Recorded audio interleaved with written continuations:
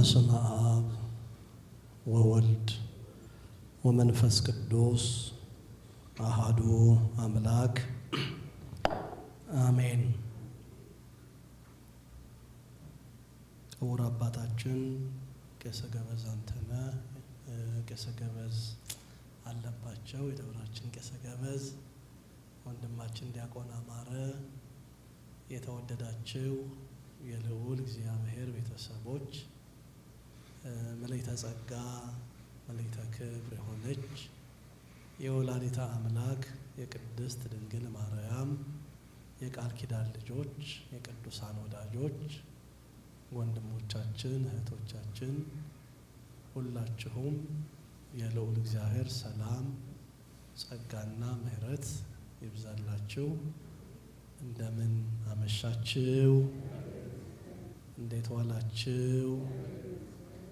እግዚአብሔር ፈጣሪያችን፣ እግዚአብሔር አምላካችን፣ እግዚአብሔር መጋቢያችን ሁላችንንም በሕይወትና በጤና ጠብቆ እስከዚህ ዕለት ስላደረሰን አምላካችን እግዚአብሔር ስሙ የተመሰገነ ይሁን። እግዚአብሔር ይመስገን።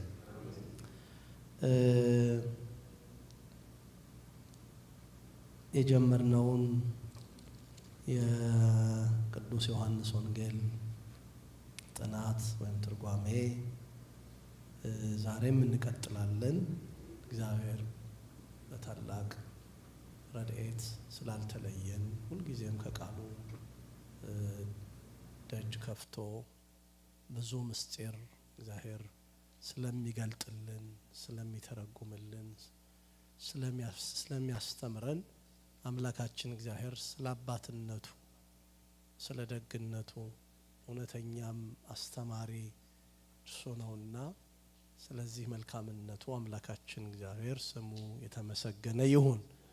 እንደ እግዚአብሔር ያለ አስተማሪ ማንም የለም። እግዚአብሔር ሲናገር ለነፍሳችን ነው የሚነግረን። እግዚአብሔር ሲናገር የሰዎችን ሁሉ ሕሊና ልብ የሚለውጥ ነውና አስተማሪው እሱ እንዲናገር እንዲያስተምረን ፈቃዱ ይሁንልን። ባለፈው ሳምንት የዮሐንስ ወንጌል ምዕራፍ 6ን እስከ ቁጥር 54 ድረስ እንዳየን ነው እኔ ማስታውሰው። ምናልባት ዲያቆን አማረም ተሳስበው ወደ ኋላ ያላየናቸው ክፍሎች ካሉ አስታውሰናቸው ቁጥር 54 ላይ እንመለሳለን ማለት ነው። እስቲ ከቁጥር 41 ጀምሮ ያለውን ክፍል እያነበብኩ ለማስታወስ እንሞክር። እንግዲህ አይሁድ ከሰማይ የወረደ እንጀራ እኔ ነኝ ስላለ ስለ እርሱ አንጎራጎሩ። አባትና እናቱን የምናውቃቸው ይህ የዮሴፍ ልጅ ኢየሱስ አይደለምን? እንግዲህ ከሰማይ ወርጃለሁ እንዴት ይላል አሉ። ኢየሱስም መለሰ አላቸውም፣ እርስ በርሳችሁ አታንጎራጉሩ። የላከኝ አብ ከሳበው በቀር ወደ እኔ ሊመጣ የሚችል የለም። እኔም በመጨረሻው ቀን አስነሳዋለሁ። ሁሉም ከእግዚአብሔር የተማሩ ይሆናሉ ተብሎ በነቢያት ተጽፏል። እንግዲህ ከአብ የሰማ የተማረም ሁሉ ወደ እኔ ይመጣል አላቸው የሚለውን ሀሳብ ባለፈው ሳምንት እንዳየን አስታውሳለሁኝ። አይሁድ ከሰማይ የወረደ የሕይወት እንጀራ እኔ ነኝ ሲላቸው ነገሩ ግር ብሏቸው ይሄ የምናቀው የጸራቢው ወይም ያናጢው የዮሴፍ ልጅ አይደለምን? ወንድሞቹ እነ ያዕቆብ እነ ይሁዳ እነ ዮሳ አይደሉምን? በመካከላችን አይደለም ወይ? በሰፈራችን አይደለም ወይ ያደገው? ብለው እንደተሰናከሉበት ብዙ አስረጃዎች አንስተን ማውሳታችንን አስታውሳለሁ። እናንተም እንደምታስታውሱ አምናለሁኝ። የማቴዎስ ወንጌል ምዕራፍ 13 ቁጥር 55 ላይ ተሰናከሉበት የሚል ቃል በቃል አይተናል። ሌላም ደግሞ ቅዱስ ጴጥሮስ የተናገረው የማዕዘን ራስ ድንጋይ በጽዮን አኖራለሁ ካለ በኋላ በኔ የማይሰናከል አለቱ በተባለው በክርስቶስ የማይሰናከል ብፁዕ ነው ብለን በቤተክርስቲያናችን ዘመን ወይም በቤተክርስቲያናችን ታሪክ ብዙ መናፍቃን የተነሱት በኢየሱስ ክርስቶስ የባህሪ አምላክነት ላይ ጥያቄ ይዘው ነው ብለን በርካታ ነገሮች አንስተናል። ቅድመ ስጋዌ እና አርዮስን ደግሞ ከስጋዌ በኋላ ደግሞ ሌሎችም መናፍቃን እና አቡሊናሪዮስን ብናነሳ እነ ንስጥሮስን ብናነሳ ሌሎችም መናፍቃን በኢየሱስ ክርስቶስ የባህሪ አምላክነት ላይ ጥያቄ እንደነበራቸውና እንደሳቱ እንደተሰናከሉ በማስታወስ አይሁድም ከሰማይ የወረደው የሕይወት እንጀራ እኔ ነኝ በማለቱ ተሰናከሉበት። በርግጥም አላወቁም እንጂ ከሰማይ የወረደው ከመቤታችን ከድንግል ማርያም የተወለደው የሕይወት እንጀራ የተባለው ቅዱስ ሥጋውን ክቡር ደሙን የሰጠው እርሱ መድኃኒታችን ኢየሱስ ክርስቶስ ነው። ክብርና ምስጋና ለእርሱ ይሁን እና እዚህ ክፍል መጨረሻ ላይ ሁሉም ከእግዚአብሔር የተማሩ ይሆናሉ ተብሎ በነቢያት የተጻፈው ቃል ተፈጽሟል የሚለውን ሐሳብ ባነሳን ጊዜ ታስታውሱ እንደሆነ ትንቢተ ኢሳይያስ ምዕራፍ 54 ቁጥር 13 ላይ ያለውን ሐሳብ አንስተን ነበር። ሁሉም ከእግዚአብሔር የተማሩ ይሆናሉ የሚል ቃል እዛ ላይ እንዳለና ሰው ከእግዚአብሔር ሲማርና ከስጋና ከደም ሲማር የተለያየ ነው። ቅዱስ ጴጥሮስም ሰዎች ማን ይሉኛል ብሎ በፊልጶስ ቂሳርያ ሲጠይቅ ግማሾቹ ኤርምያስ፣ ግማሾቹ ኤልያስ ከነቢያት አንዱ ነው የሚሉ አሉ ብለው ሲሉት እናንተስ አላቸው። አንተ ክርስቶስ የሕያው እግዚአብሔር ልጅ ነህ ሲል ጴጥሮስ ምን አለው? ጌታ ስጋና ደም አልገለጠልህም። ስጋና ደም የተባለው ምንድነው? ሰው ነው አይደል? ደማዊ ዕውቀት ስጋዊ ዕውቀት አልገለጠልህም። ወይም ከሰው ምን አላልከውም? አልተማርከውም። የአባቴ መንፈስ ገልጦልሃል አለ እና ምስጢርን የሚገልጥ መንፈስ ቅዱስ ምስጢርን የሚገልጥ እግዚአብሔር ገልጦልህ ነው እንጂ ከስጋ ከደም የተማሩትማ እንደዚህ ነው ብለው አሉኝ የሚለውን ሐሳብ ተረድተናል። ከዚህ ቀጥሎ አብን ያየ ማንም የለም ከእግዚአብሔር ከሆነ በቀር እርሱ አብን አይቷል። እውነት እውነት እላችኋለሁ በእኔ የሚያምን የዘላለም ሕይወት አለው። የሕይወት እንጀራ እኔ ነኝ። አባቶቻችሁ በምድረ በዳ መና በሉ ሞቱ። ሰው ከእርሱ በልቶ እንዳይሞት ከሰማይ አሁን የወረደ እንጀራ ይህ ነው። ከሰማይ የወረደ እንጀራ እኔ ነኝ። ሰው ከዚህ እንጀራ ቢበላ ለዘላለም ይኖራል። ይህ ስለ ዓለም ሕይወት የምሰጠው እንጀራ ስጋዬ ነው አላቸው የሚል እስከ ቁጥር 51 ድረስ ተጽፏል። ይሄንንም ክፍል ባስታወስን ጊዜ አብን ያየ ማንም የለም ከእግዚአብሔር ከሆነ በቀር የሚለው ስለ ወልድ የተነገረ ነው። በርግጥም እግዚአብሔር በመለኮታዊ ባህሪው ለማንም አይታይም አይደለ? ምዕራፍ 1ን ባጠናን ጊዜ እግዚአብሔር በመለኮታዊ ባህሪው ምን አይልም? አይታይም። የማይታየው እግዚአብሔር በስጋ ማርያም በተገለጠ ጊዜ ነው ምን ያል ነው? ያየ ነው። ደግሞም የእግዚአብሔርነቱን ያስረዳን እግዚአብሔርነቱን የገለጠልን የአብ የባህሪ ልጁ ቃል የተባለው በኩነት ስሙ ወልድ ስጋ ማርያምን ገንዘቡ ባደረገ ጊዜ ነው።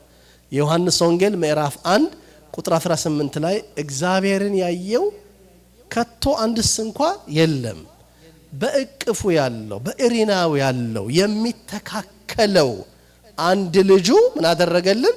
ገለጠልን፣ አብራራልን፣ ተረከልን፣ አስረዳን፣ አስተማረን። በሌላም ክፍል ላይ አብ ከሳበው በቀር ወልድን የሚያውቀው የለም፣ ወልድ ከሳበው በቀር አብን የሚያውቀው የለም እያለ የሚናገረው እግዚአብሔር በመለኮታዊ ባህሪው ወይም በግዕዙ ቋንቋ በባህሪ መለኮቱ ለማንም አይታይም።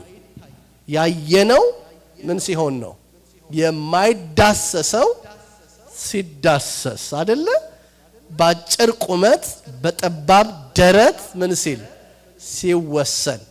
በጣም እዚህ ጉባኤ ላይ ባለፉት 6 ወራት ወይም 5 ወራት ይሄን ትምህርት ከጀመርንበት ጊዜ ጀምሮ ያላችሁ ይሄን ቃል የምትሰሙ ደቀ መዛሙርት ወይም ምእመናን የቃሉ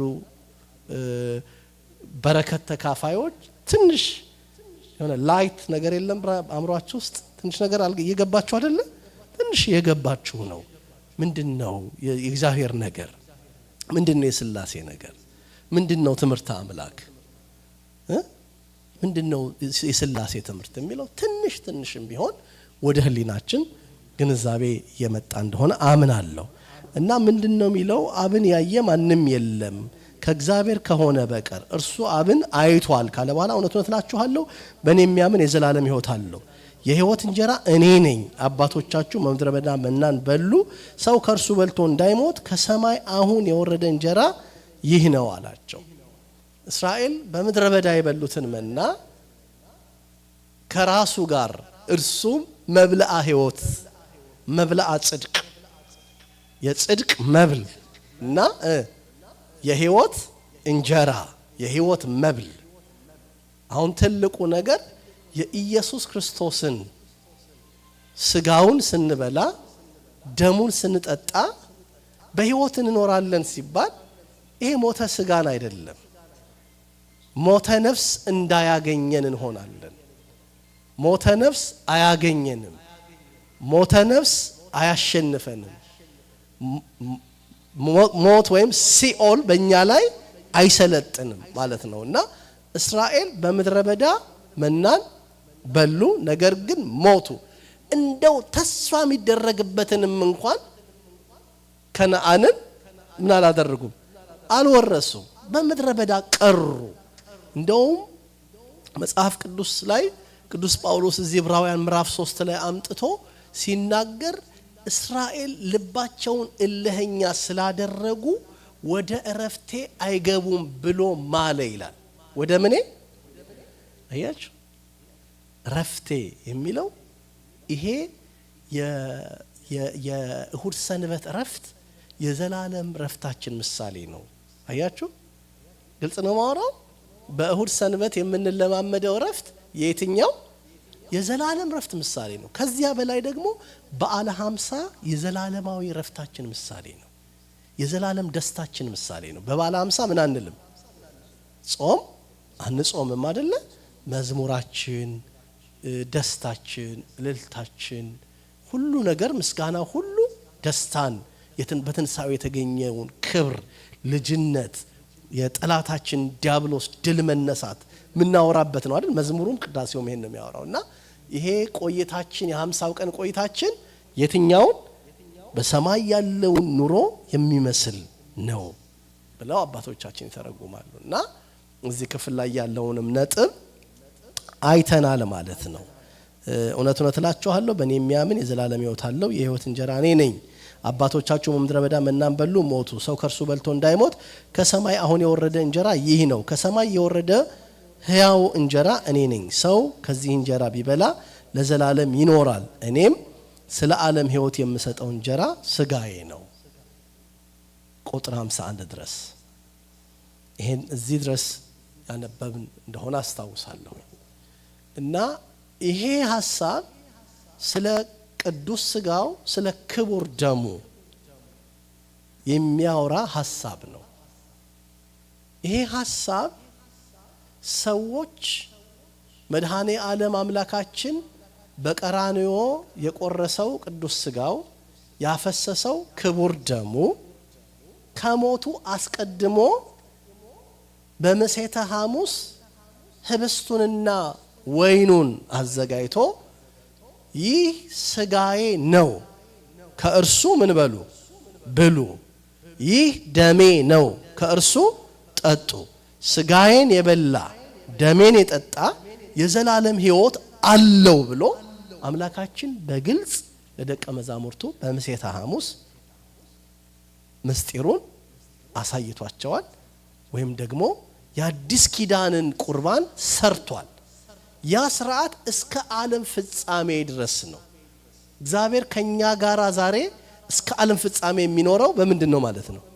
በዚህ ምስጢር ነው፣ በዚህ ሱታፌ ነው፣ በቅዱስ ሥጋው በክቡር ደሙ እስከ ዓለም ፍጻሜ ቤተክርስቲያን ይሄን መስዋዕት እያቀረበች ነው የምትሄደው። የትኛውን? ቅዱስ ሥጋውን ክቡር ደሙን እያቀረበች ነው የምትሄደው እስከ ዓለም ፍጻሜ ድረስ። የሐዋርያትንም ስልጣን ሐዋርያት እኮ ሞተዋል አይደል? በሥጋ ሞት አግኝቷቸዋል አይደል? ግን መጨረሻ ላይ የማቴዎስ ወንጌል ምዕራፍ 28 ቁጥር 20 ላይ ሊያርግ ሲል ምንድነው ያላቸው? ሂዱና አሕዛብን በአብ በወልድ በመንፈስ ቅዱስ ስም ምን አድርጉ? ያጠመቃችሁ ያስተማራችሁ ደቀ መዛሙርቴ አድርጓቸው አላቸው አይደል? ከዛ በኋላ ምን አላቸው? እኔ እስከ ዓለም ፍጻሜ ከእናንተ ጋር ነኝ አላቸው። ሐዋርያት አሉ በሥጋ። ይሄ አፖስቶሊክ ሰክሴሽን የሚባለው ሐዋርያዊ ስልጣን ያን ጊዜ ተሰጥቷልና ያ ስልጣን እስከ መቼ ድረስ? እስከ ዓለም ፍጻሜ ድረስ የሚቀጥል ነው። የአባታችንን ስልጣን ወይም ክህነት ወደ ኋላ ብንሄድ ጴጥሮስ ጋር ነው የሚደርስ። አያችሁ በቃ ማለትም በዋናነት የጳጳሳቱን የፓትርያርኩን ስልጣን ብታዩት ከቅዱስ ጴጥሮስ ጀምሮ ወርታች ይወርዳል። በቃ የካህናት ስልጣን ይሄ ነው። በጸሎተ ንስሐም ላይ አንተ ጴጥሮስ እንዲህ ብሎ እንደተናገረው አንተ አለት ነህ፣ በዚህም ማለት ላይ ቤተክርስቲያን እሰራታለሁ እያለ ይልና ካህኑ ወደ ራሱ ያመጣዋል አይደል? ሀጥኔም ባሪያህን ፍታኝ፣ ሕዝብህንም ፍታቸው፣ ይቅር በላቸው፣ ለጴጥሮስ እንደሰጠው ለኔም ሰጥተኛል እያለ ነው የሚቀጥለው። ከነጥቤ ብዙ እንዳልወጣና ይሄ የመድኃኒታችን ኢየሱስ ክርስቶስ በመሴተ ሐሙስ የመሰረተው አዲሱ ኪዳን ከብሉዩ ኪዳን የተለየው አሮጌው ኪዳን አልፎ አዲስ ኪዳን እግዚአብሔር ከሕዝቡ ጋር ያደረገው በምንድነው ማለት ነው?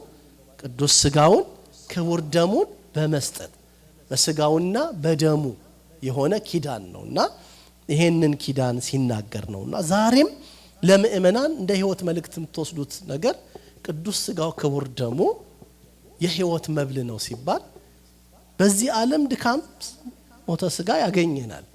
ግን ትልቁ ሰው ሕያዊት ነፍስ ስላለችው በኋላ ነፍሳችንና ሥጋችንን አስተባብሮ የሚያስነሳል።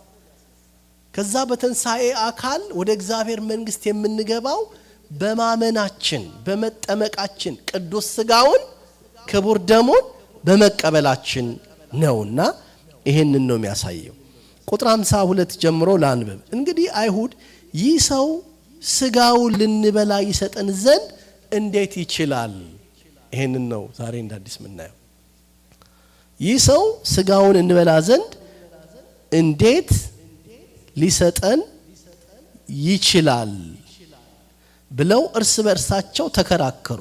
ስለዚህ ኢየሱስ አላቸው፣ እውነት እውነት እላችኋለሁ የሰው ልጅ ሥጋ ካልበላችሁ ደሙንም ካልጠጣችሁ በራሳችሁ ሕይወት የላችሁም። ሥጋዬን የሚበላ ደሜን የሚጠጣ የዘላለም ሕይወት አለው፣ እኔም በመጨረሻው ቀን አስነሳዋለሁ። ሥጋዬ እውነተኛ መብል ነው፣ ደሜም እውነተኛ መጠጥ ነውና ሥጋዬን የሚበላ ደሜን የሚጠጣ በእኔ ይኖራል፣ እኔም በእርሱ እኖራለሁ። ሕያው አብ እንደላከኝ እኔም ከአብ የተነሳ ሕያው እንደሆንኩ እንዲሁ የሚበላኝ ደግሞ ከኔ የተነሳ ሕያው ይሆናል። ከሰማይ የወረደ እንጀራ ይህ ነው። አባቶቻችሁ መና በልተው እንደሞቱ አይደለም፣ ይህን እንጀራ የሚበላ ለዘላለም ይኖራል። በቅፍርናሆም ሲያስተምር ይህንን በምኩራብ አለ ይላል። ቁጥር 60 ድረስ ያየነው። አሁን እዚህ ክፍል ላይ የምናነሳቸው መሰረታዊ ነጥቦች እኚህ ናቸው። የመጀመሪያው ይህ ሥጋውን እንበላ ዘንድ ይሰጠን ዘንድ እንዴት ይችላል ብለው እርስ በርሳቸው ተከራከሩ፣ አንጎራጎሩ። ግልጽ ነው አይደለ? የከበዳቸው ከነቢያት አንድም ሰው እንኳ ሥጋዬን ብሉ ብሎ አላስተማረም። ማን ነው ከነቢያት ሥጋዬን ብሉ ያለው? ማን ነው ከነቢያት ደሜን ጠጡ ያለው? እንዲህ ያለ አስጨናቂ ትምህርት እንደምን ያለ ነው ብለው ምን አደረጉ? አንጎራጎሩ። አልተረዱትም፣ አላወቁትም፣ አልተገነዘቡትም። ግን ይሄ ሊያደርገው ያለው በመሴተ ሐሙስ የሰራው በህብስቱና በወይኑ ዛሬም ቤተክርስቲያን ይሄንን ኪዳን ይሄን የዘላለም ኪዳን ይሄን የዘላለም መስዋዕት ሁሉ ጊዜ እንደ ቀራንዮ ታደርጋለች። ቤተክርስቲያን ሁሉ ጊዜ ቤተክርስቲያን ምን ታደርጋለች? ቀራንዮ ታደርጋለች። ቤተ መቅደሱ ቤተልሔም ልደቱ ነው እንደምንል ሁሉ ጊዜ አርብ ነው ማለት ነው እንጂ ደግሞ ዕለት ዕለት ይሞታል ማለት አይደለም። አንድ ጊዜ ባፈሰሰው ደሙ ለዘላለም ተቀድሰናል ብሎ ዕብራውያን 9 ላይ ቁጥር 28 ጀምሮ እንደሚናገር ቤተክርስቲያንም የቅዱስ ቁርባንን መስዋዕት ስታቀርብ ሁሌ ምን ታደርጋለች? ዕለተ አርብ ታደርጋለች፣ ቀራንዮ ታደርጋለች። በቃ ያ አንድ ጊዜ እንደፈሰሰው እንደ ቅዱስ ሥጋው እንደ ክቡር ደሙ ሁሉ ጊዜ ይሄ ሥርዓት ይፈጸማል። ያንን ዕለት ያስታውሳል። ለዚህ ነው በቅዳሴው ሰዓት ከሚዘመሩት መዝሙሮች አንዱ ነዜኑ ሞተከ ወትንሳኤከ ቅድስተ ነአምን እርገተከ ወዳግም ምጽአተከ ንሴብሐከ ወንተአምነከ ንስኤለከ ወናስተበቋከ ኦ እግዚእነ ወአምላክነ እያለን የምንዘምረው ይሄንኑ ነው። ጌታችንም በማቴዎስ ወንጌል ምዕራፍ 26 ቁጥር 26 ላይ ይህ ስለናንተ የሚፈሰው ደሜ ነው፣ ከዚህ ጠጡ። ይህ ስለናንተ የሚሰጠው በቀራንዮ የሚቆረሰው ምን ነው? ሥጋዬ ነው፣ ከሱ ብሉ። ሥጋዬንና ደሜን ወይም ይሄንን በበላችሁና በጠጣችሁ ጊዜ ሞቴን ምን ትላላችሁ? ትናገራላችሁ። በቃ አያችሁ፣ ዕለቱን ነው የምናስታውሰው። አርብን ነው የምንዘክረው። አርብን ነው የምናስበው። ሥጋው የተቆረሰበትን ደሙ የፈሰሰበትን በቃ እሱን ነው ዳግመኛ ልክ እንደ ዕለተ አርቡ ትኩስ ደም፣ ልክ እንደ ዕለተ አርቡ ትኩስ ሥጋ አድርጋ ቤተክርስቲያን አንድ በቃ እስከ ዘላለም እስከ ጌታ መምጣት ድረስ ይሄን ቁርባን ይሄን መስዋዕት ታደርጋለች ማለት ነው። እና እዚህ ክፍል ላይ ለነሱ የከበዳቸው እንዴት ከነቢያት ማንም ይሄን አላስተማረም፣ ሥጋዬን ብሉ የሚል አስተማሪ አልተነሳም፣ ደሜን ጠጡ የሚልም አስተማሪ አልተነሳም ብለው አንጎራጎሩ። ስለዚህ ኢየሱስ እንዲህ አላቸው፣ እውነት እውነት እላችኋለሁ የሰው ልጅ ሥጋ ካልበላችሁ ደሙንም ካልጠጣችሁ የዘላለም ሕይወት የላችሁም። በመጽሐፍ ቅዱስ ክፍል በአዲስ ኪዳንም ቅዱስ ጳውሎስ በቆሮንቶስ ቤተክርስቲያን ካስተማረው ትምህርት አንዱና ዋናው በአንደኛ ቆሮንቶስ ምዕራፍ 11 ቁጥር 27 ጀምሮ ያለው ክፍል ነው። እሱን ክፍል ዲያቆን አማረ ያነብልናል። በጣም አስተውለን የምንሰማው ትምህርት ነው። ይሄ የምን ትምህርት ነው? የምስጢረ ቁርባን ትምህርት ማለት ነው። የምን ትምህርት? የምስጢረ ቁርባን ትምህርት። በቤተ ክርስቲያናችን ትልቁ የቤተ ክርስቲያን ሕይወት ቅዳሴ ነው። የቤተ ክርስቲያን ሕይወቷ ምንድነው? ቅዳሴ ነው። ቤተ ክርስቲያን በቅዳሴው ሰዓት የምታገለግለው አገልግሎት ከምድራዊ ሰዓት ሰዎችን የምታስወጣበት ሰዓት። ለዚህ ነው አባቶቻችን ቤተ ክርስቲያንን heaven on earth ነው የሚሏት። በሰማይ ያለች ማን? በምድር ያለች ሰማይ ናት። በቃ በምን? በምድር ያለች ሰማይ ናት ቤተ ክርስቲያን። ሰዓቱም ይለያል። አውርተና ቃል አይደለ? የቅዳሴው ሰዓት ይለያል። ይሄ መደበኛውን ዕለት ጊዜ ወር አመት ምን ቆጥርበት ሰዓት ምን የሚባለው ነው? ክሮኖስ የሚባለው ማለት ነው። ጊዜዎችን የምንቆጥርበት ሰዓት። መንፈሳዊ ሰዓት ወይም ደግሞ ከጌታችን ከኢየሱስ ክርስቶስ መምጣት በኋላ ምን የለም? መዓልት የለም፣ ሌሊት የለም። ካይሮስ የሚባለው ማለት ነው። ምን የለም? መዓልት የለም፣ ምን የለም? ሌሊት የለም። ሁል ጊዜ ምንድነው? ቀን ነው። የተፈጥሮ ፀሐይና ጨረቃም አያስፈልጉም። ልክ የቅዳሴው ሰዓት ያ ሰዓት ነው። በቃ ወደ በጉ ሰርግ የምንገባበት ሰዓት ነው። ግልጽ ነው ማውራው? ወደ በጉ ሰርግ የምንገባበት ሰዓት ነው። ለዚህ ነው ቅዳሴ ሲገባ ቀድማችሁ ኑ የሚባለው። አንድ ሰው የረጅም ርቀት ጉዞ ሲኖረው ቲኬት ቆርጦ ፍላይት ያደርጋል አይደል? ካረፈደ ምንድነው የሚሆነው? ዋናው ነገር የሚደረገው ምንድነው? ጌቱ ይዘጋል አይደል? በቃ አየር ላይ ነን። በቃ ቅዳሴ ሲሆን ሌላ ዓለም ነን፣ ሰማይ ነን ማለት ነው። ስለዚህ ሰው በዚያ ሰዓት ምን ማለት አለበት? መምጣት አለበት። ቤተክርስቲያን ቅዳሴ ካህኑን እንዲቀድስ ከምታዘው ትእዛዝ አንዱ ካህናት ምእመናን መሰብሰባቸውን ያረጋግጥ።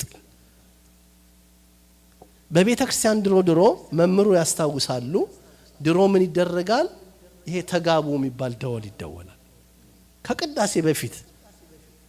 ቅዳሴ ሊጀመር ነውና ምን በሉ? ተጋቡ፣ ተሰብሰቡ። ያ የሚደወለው ድሮ ሰው ምን እንዲል ነው? እንዲመጣ፣ ለቅዳሴው እንዲመጣ ነው። በሌሊቱ ቅዳሴ ጠዋት አገልግሎቱን የሚጀምረው ሰሞነኛው ዲያቆን ደውሎ ነው የሚገባው ቤተ እግዚአብሔር። ምን ብሎ ነው የሚገባው? ደውሎ ይገባል።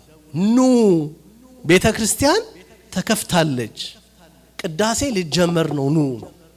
በውሎ ቅዳሴ ቀን ደግሞ ወደ 11 አካባቢ 11 AM አካባቢ ምን ያደርጋል?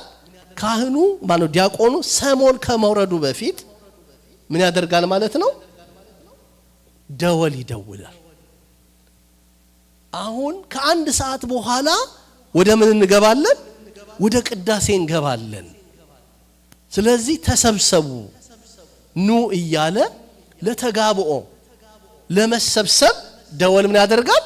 ይደውላል። ምክንያቱም ቅዳሴው ምእመናን ሁሉ በሚገኙበት የሚደረግ ሱታፌ ነው። ትልቅ ነገር ነው ቅዳሴ። ቤተ ክርስቲያን ህይወቷ ቅዳሴ ነው፣ ሰዓታት አይደለም። ሰዓታት ማህሌት ለምስጋና መሆን ይችላሉ። ለአምልኮ ግን የአምልኮ ሴንተር ምንድነው ማለት ነው? ቅዳሴ ነው። እሱም ምን ስለሚሆን? ስጋውና ደሙ ስለሚለወጥበት። ህብስቱ ስጋ ወይኑ ደም። ልክ እንደ ቀራንዮ፣ ልክ እንደ ምሴተ ሐሙስ እሱ እንዳደረገው ህብስቱን ወይኑን አዘጋጅቶ እንዳቀረበው ካህኑ ቤተልሔም የተዘጋጀውን በምስራቅ ኦርቶዶክስ አብያተ ክርስቲያናት በአብዛኛዎቹ ቤተልሔም የሚባል ቦታ አላቸው። ቦታው ሊለያይ ይችላል እንጂ አብዛኛዎቹ አላቸው። ህብስቱ ይዘጋጃል እዛ፣ ወይኑ ይዘጋጃል እዛ። የተዘጋጀው ህብስትና ወይኑን ዲያቆኑ በመሶበ ወርቅ፣ ዋናው ዲያቆን ደሙን ወይም ወይኑን በጽዋ ይዞ ይመጣል። ካህኑ ይህንን ህብስት ባርከው ይህንን ጽዋ አክብረው እያለ ምን ያደርጋል? ይጸልያል። ከዛ ያ ህብስት በቅዳሴው ላይ በታቦቱ ላይ አሁንም እንዳልኳችሁ አይነቱ ይለያይ እንጂ አብዛኛዎቹ የኢስተርን ኦርቶዶክስ ቤተክርስቲያንም ወይም ደግሞ አሃት የሚባሉት ኦሪየንታል ምንላቸው ታቦት አላቸው።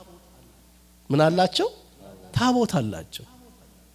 በዚህ አጋጣሚ ስለ ታቦት ያለን ግንዛቤ ምንድነው ካላችሁኝ፣ በብሉይ ኪዳን ዘመን የነበረው ክህነቱም መስዋዕቱም መሰዊያውም ተለውጧል።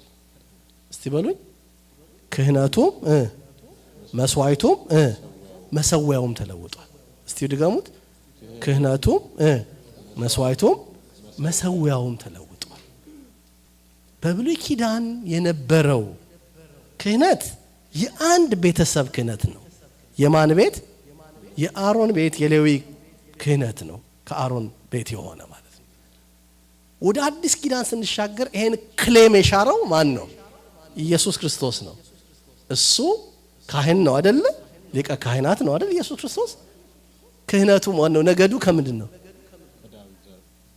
ወደ ዳዊት ዘሩ ነው። ነገዱ ከይሁዳ ነገድ ነው አይደል እንዴ? ሞአንበሳ ዘምነገደ ይሁዳ ምንለው አያችሁ። ስለዚህ የሌዊን ቤት የክህነቱን ሐረግ ወይም ክሌም ምን አድርጎታል? ሽሮታል ማለት ነው።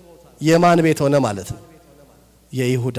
በዚህ ምክንያት ሁሉም ሰው ወደ ክህነት የሚገባበትን በር አዲስ የክህነት ሐረግ በኢየሱስ ክርስቶስ በኩል መጣ። እንደርሱ ያለ ክህነት ነው የተሰጠንኛ። ለሐዋርያት እንደርሱ ያለ ስልጣን ሰጣቸው ነው። ሁለተኛው መስዋዕቱ ነው። መስዋዕቱ ምንድነው? የብሉይ ኪዳኑ ደመ እንስሳ ነው አይደለ? የእንስሳ መስዋዕት ነው። ይሄንን መስዋዕት ምን አድርጎታል? ቀይሮታል፣ ሽሮታል፣ ለውጦታል። ኦሪት አለፈች። በቃ እንደውም አባቶቻችን በጣም በምስጢር የረቀቁ ስለሆኑ በዚህ በአብይ ጾም 3ኛው ሰንበት ላይ ዘወረደ ቅድስት ካለ በኋላ ምንድነው ምኩራብ ላይ ከምኩራብ በጎቹንና በሬዎቹን አስወጣቸው ሲል ኦሪት ማለፏንም እየነገራቸው ነው። ከዚህ በኋላ እንዲህ ያለ እንስሳ መስዋዕት ምን አትሉም አታቀርቡም ሲላቸው ነው እያሉ በጣም ይረቀቃሉ የኛ አባቶች፣ የኢትዮጵያ ቤተክርስቲያን ሊቃውንት፣ ዓለም አቀፍ ደግሞ ስኮላሮች፣ በእውነት ሊቆቹ። ስለዚህ መስዋዕቱ ቀርቶ ምን ሆኗል ማለት ነው? መስዋዕተ ራሱ የወልደ እግዚአብሔር መስዋዕት በኢየሱስ ክርስቶስ በቅዱስ ሥጋውና በክቡር ደሙ ሆኗል። ሶስተኛው ምኑ? መሰዊያው። የብሉይ ኪዳን መሰዊያ ይሄ 4 መሎጊያ ያለው ለአራት ካህናት የሚሸከሙት በድንጋይ የተቀረጹ 10ቱ ትእዛዛት ያሉበት ጽላት፣ የጽላቱ ድንጋይ፣ ከዚያ ድንጋዩ የሚቀመጥበት በወርቅ የተዘጋጀው ትልቁ ሳጥኑ፣ ከዚያ በላይ በወርቅ የተቀጠቀጡ እንደሚናተፉ አውራ ዶሮ ያሉ የኪሩቤል ስዕሎች እንደ አውራ ዶሮ ክንፍና ክንፋቸውን ገጠው፣ በክንፎቹና በክንፎቹ መካከል ያለ የስርየት መክደኛ የሚባል ምን የሚርበት ደም የሚረጭበት የዕጣን ገበታ ወዘተ እየተባለ በኦሪት ዘጸአት ምዕራፍ 20 ጀምሮ ምዕራፍ 28 25 ጀምሮ በትክክል ከ25 ጀምሮ 25 26 27 28 ላይ ምታነቡት ያ አሮን ሲያዘጋጀው የነበረው ባስልኤል የሰራው ያ በጣም ጌጠኛው ታቦት የኦሪት ታቦት ነው። በአዲስ ኪዳን ምን ይባላል? ታቦተ ምስዋ ይባላል። የመሰዊያው ታቦት ይባላል። ቤተ ብሎ አደረ ማለት ነው። ታቦት ማደሪያ ነው። የመስዋዕት ማቅረቢያ ነው። በአዲስ ኪዳን ታቦት ላይ አልፋ ወኦ የሚል አልፋና ኦሜጋ የሚል ጉልበት ሁሉ ለኢየሱስ ክርስቶስ ስም ምን ይበል ይንበርከክ የሚል ግብጾቹ ሉህ ብለው ይጠሩታል። ሌሎቹ የማይንቀሳቀሳላቸው መሰዊያው ማለት ነው። የኛ የአይሁድም ትምህርት ስላለን ታቦታችን ምን የሚል የሚንቀሳቀስ ነው። ስለዚህ መስዋዕቱም መሰዊያውም ምንድነው? ቅድም ክህነቱም። ስለዚህ በዚህ በመሰዊያው ላይ ካህኑ ህብስቱንና ወይኑን ያቀርባል። ቅዱስ መሰዊያ ነው። ስጋው ደሙ ምን የሚልበት የሚፈተትበት ነው፣ የሚከብርበት ነው። በቃ ህብስቱ ወደ ስጋ ወይኑ ወደ ደም ምን የሚልበት የሚለወጥበት የሚቀየርበት ታላቅ ምስጢር ነው ቅዳሴ። ቅዳሴ ኢየሱስ ክርስቶስ የሚገኝበት። በቃ አንዳንዴ መላእክት በቅዳሴ ሰዓት ምን ይላሉ እንላለን? ይረባሉ አይደል? ብዙ ጊዜ የምናወራው ስለማን መገኘት ነው? ስለ መላእክቱ አይደል? መላእክቱ እኮ የሚገኙት ባለቤቱ ስለሚገኝ ነው። እሱ ባለበት ቦታ ሁሉ ማን አሉ? ንጉስ ባለበት ምኖች አሉ? ጭፍሮች፣ ወታደሮች አሉ። በቃ ቤተልሔም ነበሩ ባለቤቱ ስላለ፣ ቀራንዮ ነበሩ ባለቤቱ ስላለ፣ ጎልጎታ በትንሳኤው ነበሩ ባለቤቱ ስላለ፣ ቢታንያ ነበሩ ሲያርግ ባለቤቱ ስላለ፣ ዳግመኛ ሲመጣ ይኖራሉ ማን ስለሚኖር? ባለቤቱ ስላለ። ስለዚህ የባለቤቱ መገኘት በቃ እንደውም አንዳንድ ታላላቅ አባቶች እጃቸው እንደሚተል ወይም ደም እንደሚታይበት ሲፈትቱ በስቶ ያንን ያህል ታላቅ ነገር የሚያዩበት ነው የቅዳሴ ስርዓት። በጣም ታላቅ እምነት የሚጠይቅ ነው። ዲያቆን አማረ ያንብበውና ወደ ነጥቡ እንመለሳለን። ያው ዮሐንስ ወንጌል ምዕራፍ 6 ትልቁ ሐሳብ የምንድን ነው? የሥጋው ደሙ ሐሳብ ነው። በቃ እሺ፣ የመጀመሪያው የቅዱስ ጳውሎስ መልእክት ወደ ቆሮንቶስ ሰዎች ምዕራፍ 11 ቁጥር 27 ላይ ስለዚህ ሳይገባው ይህን እንጀራ የበላ ወይም የጌታን ጽዋ የጠጣ ሁሉ የጌታ ሥጋና ደም ዕዳ አለበት። ሰው ግን ራሱን ይፈትን፣ እንዲሁም ከእንጀራው ይብላ ከጽዋውም ይጠጣ። ሳይገባው የሚበላና የሚጠጣ የጌታን ሥጋ ስለማይለይ ለእርሱ ፍርድ ይበላልና ለራሱ ፍርድ ይበላልና ይጠጣልምና። እግዚአብሔር ይስጥልኝ። አያችሁ፣ በቃ ማንም ሰው አስቀድሞ ራሱን ምን ይበል? ይፈትን። እቤቱ እንደሚበላው አይደለም፣ እቤቱ እንደሚጠጣው አይደለም። ማንም ሰው ሳይገባው ሳያምን ነፍስ የተለየው መለኮት የተዋሃደው የአማኑኤል ሥጋ ነው ሳይል እስቲ በሉ ነፍስ መለኮት የተዋሃደው የማን? የአማኑኤል ሥጋ ነው። ካህኑ በመሰዊያው ላይ ያቀረበውን ከቤተልሔም የተዘጋጀውን ህብስቱን ወደ ሥጋው ሲለወጥ ያርደዋል፣ ይፈትተዋል። ባረከ ወፈተተ ወአኅቦሙ ለአርዳኢሁ እያለ ይላል አይደል? ባረከው፣ ምን አደረገው? ፈተተው፣ ቆረሰው። ለደቀ መዛሙርቱም እንካችሁ ብሎ ምን አላቸው? ሰጣቸው እንዳለ ነፍስ የተለየው እስቲ በሉ ነፍስ የተለየው መለኮት የተዋሃደው የማን ሥጋ? የአማኑኤል ሥጋ። በማመን ከእርሱ ለሚቀበሉት ሕይወትን የሚሰጥ ነው። ለዚህ ነው አባታችን አባ ሕርያቆስም በቅዳሴ ማርያም ድርሰቱ ላይ በአማን ቁርባን ውእቱ ዘኢይክሉ ይጣዓሙ እምኔሁ ግሙናነ መንፈስ ከመመስዋዕቶሙ ለቀደምት አበው ዘበደመ በግ አርጌ ወላይም አላ እሳት ውእቱ።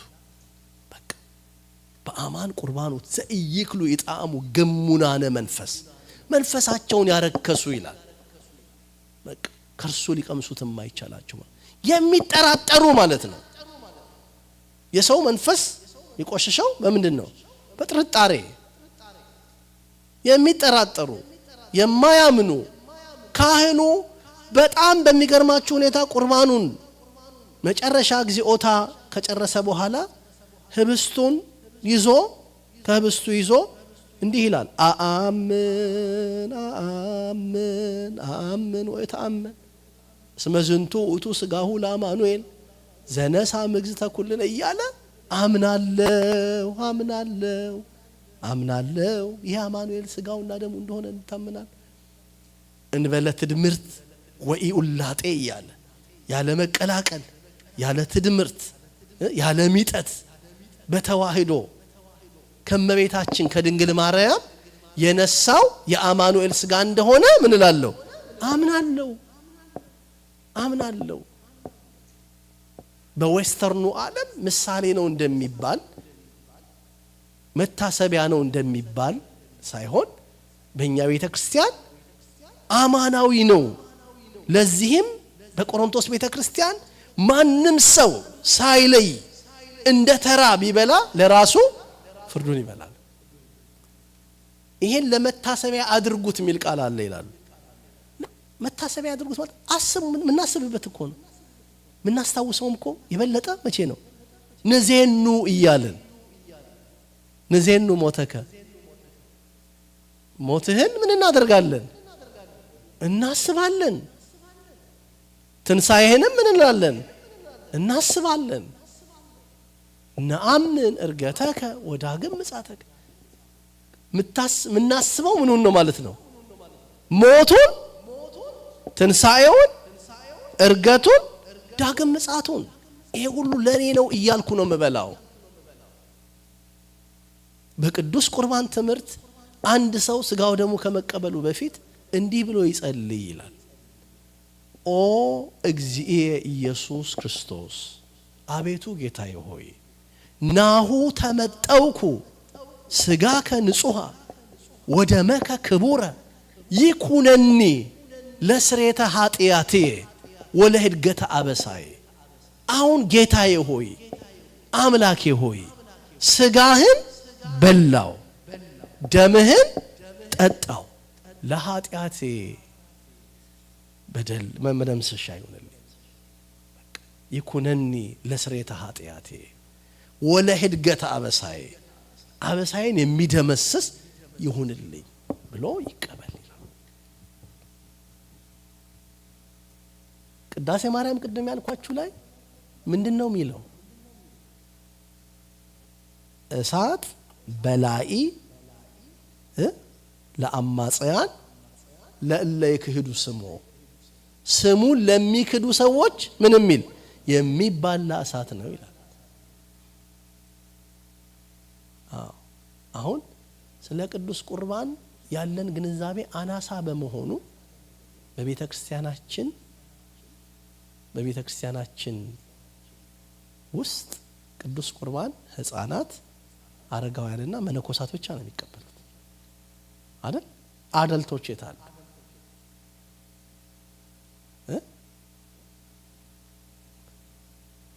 ለምንድን ነው የሌሉት? ትምህርቱ ስላልተሰጠ፣ ግንዛቤያቸው ምን ስለሆነ? የተሳሳተ ስለሆነ፣ የምንረዳበት መንገድ የተሳሳተ ስለሆነ በቃ ሁሉም ሰው መቀበል አለበት። እኛን ወደዛ ወደ ፒዩሪቲ የሚያመጣን ነው እንጂ እኛ ምን ስለሆን ንጹህ ስለሆንን አይደለም፣ በድፍረት አይደለም። ኃጢአቴን የሚደመስስልኝ ይሁን እያልን እኮ ነው የምንቀበለው። ምንን የሚደመስስልኝ ይሰማል እህቶቼ? ኃጢአቴን ምን የሚያደርግልኝ? የሚደመስስልኝ፣ በደሌን የሚያስወግድልኝ ይሁን እያልን። በዚህ በላቲን ወርድ ሳንክታ ሳንክቲስ የሚሉት ቃል አላቸው። ሳንክታ ሳንክቲስ ይሉታል። ምንድነው? እኛ ቅድሳት ለቅዱሳን የምንለው ማለት ነው። ሆሊ ቲንግ ፎር ዘ ሆሊ ዋንስ የሚል ይሄ ቅዱሱ ነገር ለማን? ለተቀደሱት ይላል። ቅድሳት ለቅዱሳን። ይሄን ቅዱሳን የሚቀበሉትን ቅድሳት ለቅዱሳን፣ ይሄ ተቀደሰው ለተቀደሱት ነው ሲል ካህኑ ህዝቡ ምንድን ነው የሚለው? ምንም የምትሉት እናንተ? አሃዱ አብ አሃዱ ወልድ አሃዱ ውእቱ መንፈስ። ቅዱስማ አብ ነው፣ ቅዱስማ ወልድ ነው፣ ቅዱስማ መንፈስ ቅዱስ ነው። ከዛ ካህኑ እግዚኦ ይላል። አያችሁ? በቃ ከዛ በኋላ ወደ ቅዱስ ቁርባኑ እንሄዳለን። ስለዚህ የተወደዳችሁ ወንድሞች እህቶች፣ ቅዱስ ቁርባን የቤተ ክርስቲያን ህይወቷ ነው። የክርስቶስ አካል የምንሆንበት ነው። የማን አካል? ከአካሉ የተለየች መሆን አይገባንም አይደል? በቃ በቤተ ክርስቲያናችን እኮ በቅዳሴው ላይ የመጀመሪያው አዋጅ እመቦብሲ የሚለው ላይ ዘቦአ ቤተ ክርስቲያን ይልና ወኢተመጠወ እምቁርባን ይሰደድም ቤተ ክርስቲያን። የማይቀበል ሰው አማኝ ያልሆነ ሰው ከዚህ ምን ይበል ይውጣ ይላል። ስለዚህ መቀበል አለብን። አዎ ያስደነግጣል። ራሳችንን እንትን ምንልበት ነገር አለን። ምሳሌ ቅዳሴ ጊዜ ላይ እመቦ ነውረ ህሊና ይላል ይቅረብ ይላል። በልቡናው ነውር ያለበት ቢኖር ምን አይበል? አዎ በስጋዬ እንኳን ባልበድለው በህሊናዬስ ህሊናዬ ምን ማያወጣ ማያወርደው ነገር የለም እንላለን አይደል? ግን በእግዚአብሔር ፊት ጌታ ሆይ ኃጢአተኛ ነኝ፣ ስጋውና ደሙን ለመቀበል ምንድነው የሚያስፈልገው? ምንድነኝ ብሎ ማመን። ኃጢአተኛ ነኝ ብሎ ማመን፣ ምክረ ካህን ማድረግ። ከዛ በላይ ግን በቅዱስ ስጋው በክቡር ደሙ አማናዊነት ማመን ትልቁ ነጥብ እሱ ነው። አማናዊ ስጋው ነው ደሙ ስጋዬው እውነተኛ ነው ይላል አይደል? መብሌ ማን ደሜም እውነተኛ መጠጥ ነው እንዴ? እስራኤል እኮ የበሉት እኮ ከሰማይ እኮ ነው የወረደው እኮ እንዴ! አያችሁ እንዴ በስጋ ስናስበው አይደንቅም? እግዚአብሔር ከሰማይ አውርዶ ምን አድርጓቸዋል? መግቧቸዋል። እሱን የበሉት ሞተዋል ሲል ከሰማይ ወርዶ የበሉት አይሁድ ከበሉት ማዕድ ምን ያለ ነው ማለት ነው? የተለየ ነው፣ የሚበልጥ ነው። ግልጽ ነው ወዳጆች? የተለየ ነው፣ የሚበልጥ። ስለዚህ በዚህ ዝግጅት ልንቀበለው የሚገባ ነውና ንባቡን ቶሎ ቶሎ ላስኪድ። ስጋዬን የሚበላ ደሜን የሚጠጣ የዘላለም ሕይወት አለው፣ እኔም በመጨረሻው ቀን አስነሳዋለሁ። እኔም በመጨረሻ ቀን ምን አደርገዋለሁ?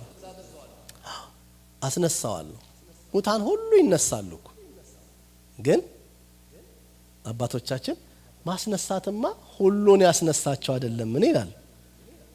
ምን ይልቁንም ስጋውን ለበሉት ደሙን ለጠጡት ያስነሳቸዋል፣ ኋላም መንግስቱን ያወርሳቸዋል። ያስነሳኛል፣ ከዛ ኋላም መንግስቱን ያወርሰኛል። ስለዚህ ሰው ከሚበላው ምግብና መጠጥ ተለይቶ እንደማይኖር ሁሉ ዳዊት ሰው ከስጋውና ከደሙ ተለይቶ መኖር የለበት። ስንት ጊዜ ሆናችሁ ተለይቶ መኖር የለበት። ሳትበይ ታድራለሽ፣ ሳትጠጪ ታድራለሽ፣ ሳትበሉ ሳትጠጡ ትውላላችሁ፣ ታድራላችሁ።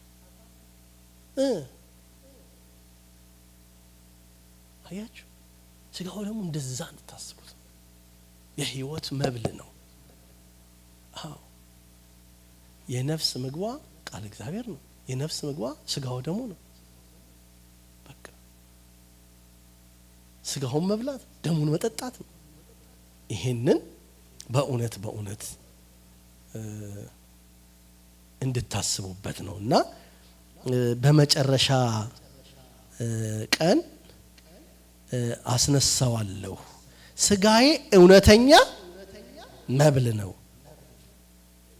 ደሜም እውነተኛ መጠጥ ነውና ስጋዬን የሚበላ ደሜን የሚጠጣ በእኔ ይኖራል፣ እኔም በእርሱ የክርስቶስ አካል ምን ሆንበት አንዱ መንገድ ምንድነው ማለት ነው? የቅዱስ ስጋውና የክቡር ደሙን ምስጢር በመሳተፍ ነው። ሶታፌ ቁርባን እስቲ በሉ ምን ሆንበት ነው? የክርስቶስ ምን ሆንበት አካል። አዎ ቤተክርስቲያን ምንድነው የምትባለው?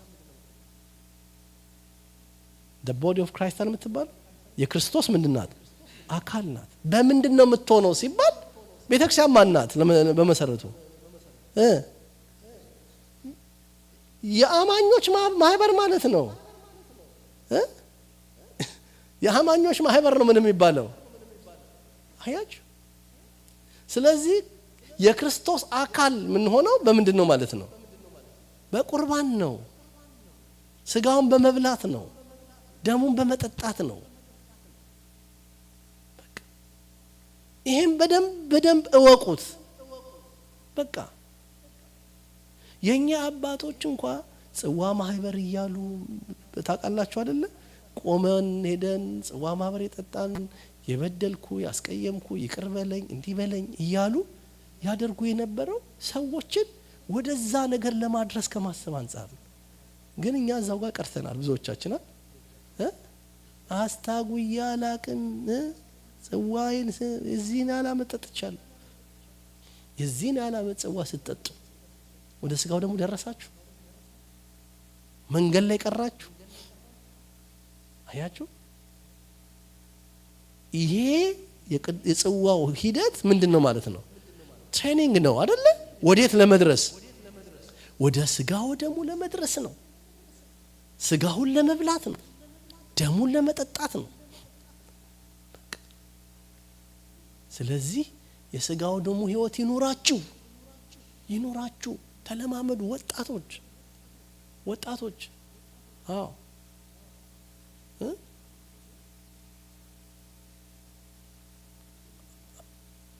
አንዳንድ ጊዜ ስለ ቅዱስ ስጋው ስለ ክቡር ደሙ እስቲ አንድ ብሄል ልንገራችሁ። ከገሌ ጋር ቆርብ ያለው ሲባል ሰምተህ ታውቃለሽ? ይሄ ቁርባን መቀበል አይደለም። ከገሌ ጋር ቆርብ ያለው አንተ ከዚህ ጋር ቆርባሃል እንዴ ይባላል እንዴ? ምን ማለት ነው? የመጨረሻ አይደል? እና አንዳንድ ሰዎች ሲቆርቡ ወይ ወደ እንደ መሞትን ምናምንን እንደዛ አይነት ስሜት ውስጥ ስላላችሁ ከፍተኛ ካልቸራል የሆነ ኢንፍሉዌንስም አለብን እኮ ካልቸራል ኢንፍሉዌንስ አለብን።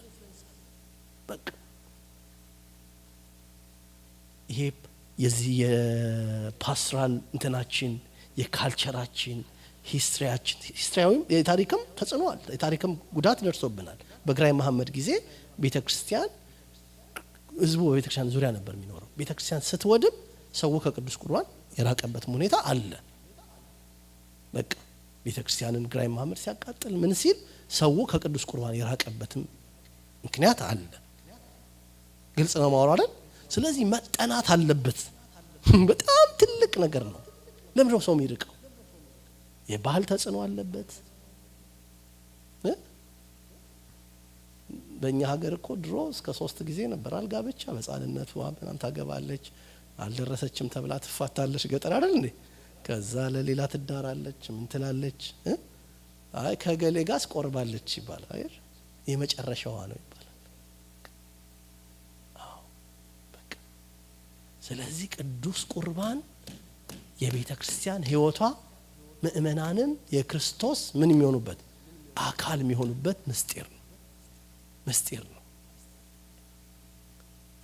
ነውና ስጋው እውነተኛ ነው፣ መብል ነው፣ ደሜም እውነተኛ መጠጥ ነው ካለ በኋላ ስጋዬን የሚበላ ደሜን የሚጠጣ በእኔ ይኖራል እኔም በእርሱ እኖራለሁ ይላል። ሕያው አብ እንደላከኝ እኔም ከአብ የተነሳ ሕያው እንደሆንኩ እንዲሁ የሚበላኝ ደግሞ ከኔ የተነሳ ሕያው ይሆናል። አያችሁ ሕያው የሆነው ጌታ ነው።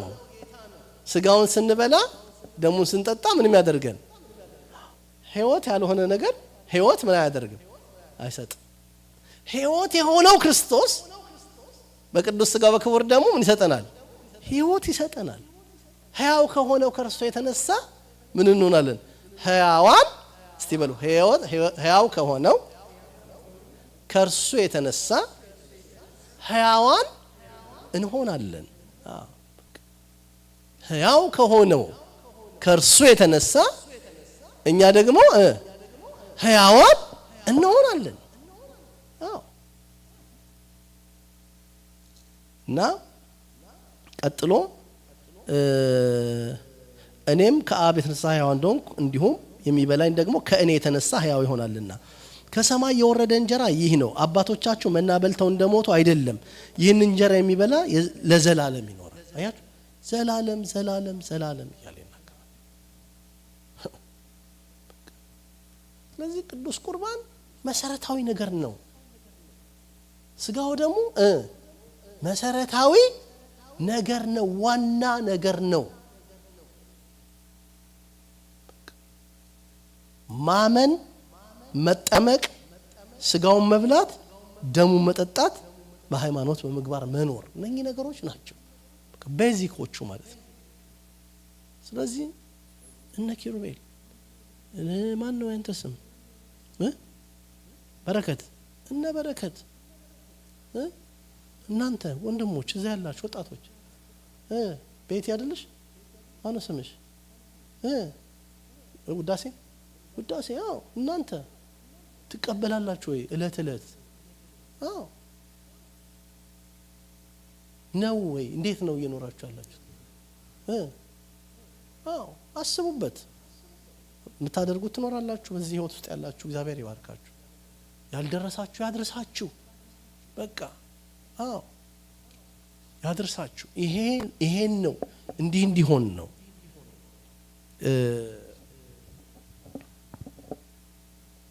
የሚያስፈልገው። ይህን እንጀራ የሚበላ ለዘላለም ይኖራል፣ በቅፍርናሆም ሲያስተምር ይህን በምኩራብ አለ ይላል። ከዛ ቀጥሎ ቁጥር 60 ላይ ነኝ። ከደቀ መዛሙርቱ ብዙዎች በሰሙ ጊዜ ይህ የሚያስጨንቅ ንግግር ነው፣ ማን ሊሰማው ይችላል አሉ። ኢየሱስም ደቀ መዛሙርቱ ስለዚህ እንዳንጎራጎሩ በልቡ አውቆ አላቸው፣ ይህ ያሰናክላችኋልን አላቸው ይላል። ደቀ መዛሙርቱ ሲል 12ቱን ብቻ አይደል፣ ሰምተው የተከተሉትን ምን ያሉትን? ሰምተው ምን ያሉትን? የተከተሉትን። ሰምተው ከተከተሉት ብዙዎቹ ወደ ኋላ ተመልሰዋል። ምክንያቱም በየጊዜው ሲያስተምር ምን ይሉ ነበር? አረረረ ያሉ ነበር። አንዳንድ ጊዜ እኮ እንደው በቃ ልብን ሞቅ የሚያደርግ ስብከት አንድ ሰባኪ ሲሰብክ በስማ አቤት ትምህርት ንስሐ ግባ ሲባል አንዳንዶች እንደው ክረር የሚሉት እሳቸው ደግሞ ምንድን ነው ምናምን ይላሉ። አንዳንዴ ሀብታሞች የማይፈልጉት ስብከት አለ። ለሀብታም ለደሃ ለምን የሚሰበክ ስብከት ካለን በቃ አታላዮች ነን፣ ሰባኪ አይደለም በቃ አይደል እንዴ? በቃ ለሁሉም የእግዚአብሔር ቃል ለሁሉም። ስለዚህ ብዙ ተከትለውታል፣ ተአምራቱን አይተዋል፣ አበርክቶም ሲያበላ አይተዋል። የ5 ገበያ ህዝብ እኮ ብለን ተነጋግረናል በቀደም ለታ። ከ5000 ሰው በላይ ብለናል። ያ ሁሉ አለ እኮ። አሁን እዚህ እኮ ወደ ከባዱ ነገር ሲመጡ እኮ ነው ነገሩ የከበደው። አይሁድ ብቻ አይደሉም እኮ ሰምተው የተከተሉት ብዙዎች ነበሩ። አዎ አሁን ስንት ሰው ነው አሁን ከምትሰሙት የተጨነቀ ያለው በልቡ? መቀበል አለብኝ ይለብኝ እንዴት ነው እያለ ያለ? አዎ ወደ ኋላ እንዳትመለሱ። ወደም እንዳትመለሱ? ወደ ኋላ እንዳትመለሱ። እሺ። ከደቀ መዛሙርቱ ብዙዎቹ በሰሙ ጊዜ ይህ የሚያስጨንቅ ንግግር ነው፣ ማን ሊሰማው ይችላል አሉ። ኢየሱስም ግን ደቀ መዛሙርቱ ስለዚህ እንዳንጎራጎሩ በልቡ አውቆ አላቸው፣ ይህ ያሰናክላችኋልን? እንግዲህ የሰው ልጅ አስቀድሞ ወደ ነበረበት ሲወጣ ብታዩ እንዴት ይሆናል አላቸው። ስለ እርገቱ ነገራቸው። ቀጥሎ ትደነቃላችሁ እንዴ? ይሄ ኢየሱስ ክርስቶስ ስጋውን ቆርሶ ደሙን አፍሶ ሞቶ በ3ኛው ቀን ተነስቶ በ40ኛው ቀን ወደ ሰማይ ሲወጣ ምን ትላላችሁ? ታያላችሁ። ይህ ሲሆን ታያላችሁ። ይሄ ያስገርማችኋል ያላችሁ። በቃ ይሄ ያስገርማችኋልን ብሎ ስለ እርገቱ ነገራቸው። ይሄን ነገር በጣም ጌታችን በትምህርቱ ከባባድ ሀሳቦች ሲነሱ የሚያነሳቸው ነገሮች ናቸው። ለምሳሌ ናትናኤል ከበለስ በታች አየሁ ሲለው ተደነቀ አይደለ? ምን ያስደንቃል አለው። ገና የሰው ልጅ መላእክት ሲወጡበትና ሲወርዱ ታያላችሁ። እርገቱን እየነገረው ከኒቆዲሞስ ጋር አወሩ አይደለ? ከሰማይ ከወረደ በቀር ወደ ሰማይ ወጣ የለም። በሰማይ የሚኖረው እርሱ የእግዚአብሔር ልጅ ነው ወይም የሰው ልጅ ነው። ይሄ እርገቱ በጣም ከባድ ነገር ነው። የክርስቶስ እርገት እንደነ ኤልያስ አይደለም። እንደነ ሄኖክ አይደለም። አይ ያ ከሰማይ የወረደው ቃል ከማርያም ስጋ ነስቶ ሞቶ ተነስቶ በክበበ ትስብእት ዳግመኛ ሊመጣ ወደ ሰማይ አረገ እና ይሄንን ያነሳል ደጋግሞ የሚለው እንድታስቡት እፈልጋለሁ። ንባቡ ቃል ቶሎ ጨርሰዋለሁኝ። እንግዲህ የሰው ልጅ አስቀድሞ ወደ ነበረበት ሲወጣ ብታዩ እንዴት ይሆናል? ሕይወትን የሚሰጥ መንፈስ ነው፣ ስጋ ምንም አይጠቅምም። እኔ ነገርኳችሁ ቃል መንፈስ ነው ሕይወትም ነው አላቸው። ምን አላቸው? ሕይወትን የሚሰጥ መንፈስ ነው፣ ስጋ ምንም አይጠቅምም። እቺን ቃል በደንብ እንድትሰሙ ፈልጋለሁ። ኢየሱስ ክርስቶስ ብሉ የሚላቸው ስጋው የሩቅ ብእሲ ስጋ አይደለም። ስሙኝ፣ ሕይወትን የሚሰጥ መንፈስ ነው። ሕይወትን የሚሰጥ መንፈስ ነው የሚለው መለኮታዊ ባህሪውን እየነገራቸው ግልጽ ነው። አረ ሕይወትን የሚሰጥ መንፈስ ነው፣ ስጋ ምንም አይጠቅምም ያልኩት ገብቷችኋል? የሚያወራቸው የምትበሉት ስጋ የሩቅ ብእሲ አይደለም፣ ነፍስ የተለየው መለኮት የተዋሃደው ነው። የምትበሉት መለኮት የተዋሃደውን የማንን ስጋ? የአማኑኤልን ስጋ ነው። ካህኑ ሲያቆርብ እዚህ ህዝቡን ወይም ቤተ መቅደስ ምን ይላል? ስጋሁ ለአማኑኤል፣ ስጋሁ ለአማኑኤል አምላክነ ዘነሳ እምግዝእተ ኩልነ ይላል። የአማኑኤል ስጋ ከማርያም የነሳው። የምንበላው የማርያምን ስጋ አይደለም። የማንን ስጋ ነው? የአማኑኤል ስጋ ከማን የነሳው? ከእመቤታችን ከቅድስት ድንግል ማርያም የነሳው ነው። ስለዚህ ሕይወት የሚሰጥ ምንድነው አላቸው? ሕይወት የሚሰጥ መንፈስ ነው፣ ስጋ ምን አይልም፣ ምንም አይጠቅምም። እኔ ነገርኳችሁ ቃል መንፈስ ነው ሕይወትም ነው። አያችሁ፣ ሕይወት የሚሰጠውን ነው የምትበሉት። ሕይወት የሚሰጠውን የመለኮትን ስጋ የመለኮትን ደም ወይም መለኮት የተዋሃደውን ስጋ መለኮት የተዋሃደውን ደም ነው የምትበሉት ሲላቸው ነው። ነገር ግን ከእናንተ የማያምኑ አሉ። እንዲህ የማያምኑ አሉ። ምክንያቱም ግማሹ የጸራቢው የዮሴፍ ልጅ ነው ሲሉት የነበሩ ናቸው። አምላክነቱ ምን ያሉ ናቸው? የተጠራጠሩ ናቸው። ስጋዬን ብሉ ቢላቸው ቢያስጨንቃቸው ምን ይደንቃል? አምላክነቱን ቢያውቁት በተቀበሉት ባደረጉት ነበር አይደለ? እማያምኑ አሉ። ኢየሱስም የማያምኑት እነማን እንደሆኑ አሳልፎ የሚሰጠው ማን እንደሆነ ከመጀመሪያ ያውቅ ነበርና። የይሁዳ መካድ ዝም ብሎ ለአምላክ እንትን አይደለም አይደል? ግዳ ነገር አይደለም አይደል?